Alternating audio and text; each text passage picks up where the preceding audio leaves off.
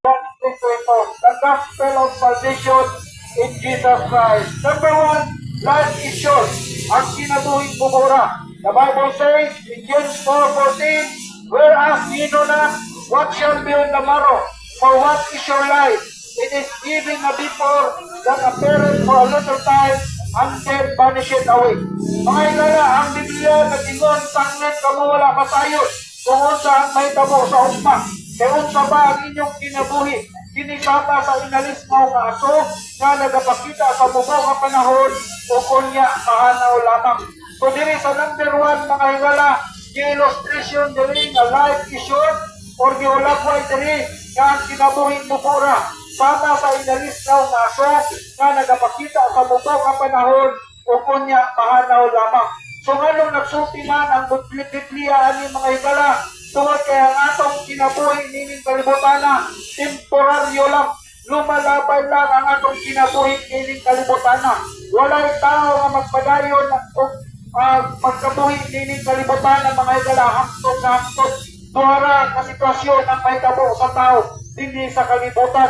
Either makaabot siya sa pagbalik sa atong Ginoong Diyos ug manluluwas nga si Kristo Jesus. Kung dili siya makaabot, sigurado ngayon nga ang tao mabalik sa abok. Kaya gikan ka sa abok, mabalik ka sa abok. Gikan ka sa yuta, mabalik ka sa yuta. Mabasa ka na nato sa Genesis 3:19. Number 2, death is sure. Ang kamatayon sigurado ngayon. The Bible says in Hebrews 9:27, and it is appointed unto men once to die, but after this, the judgment. Mga higala, ang Biblia nag-ingon na kinikipatakda na adto sa mga tao na sa makausa mamatay ang panhuman niya ini ang paghukom. So diri sa number 2 mga higala, illustration diri nga death is sure or giwalagway diri nga ang kamatayon sigurado ngayon. No, kung buhato kang minteryo mga higala, makita nimo ngadto ang nitso nga dunay small, medium, large. Nga dunay gamay, dunay dako-dako, o dunay kinadak-an. Ano ba na mga higala?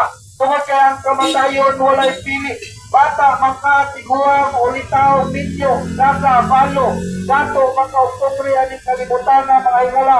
Ang kamatayon moabot ngayon sa usa ka tao. Kung ang tao dili makaabot sa pagbalik sa atong Ginoong Dios o manluluwas nga si Kristo Jesus. Kung kining kamatayon mga higala, dunay duha ka klase. Number 1, gitawag siya physically death or lawas mo na kamatayon mga higala.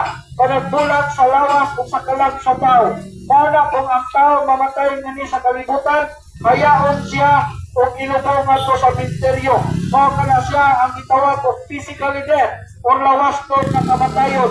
Number 2, spiritually death. Ang espiritu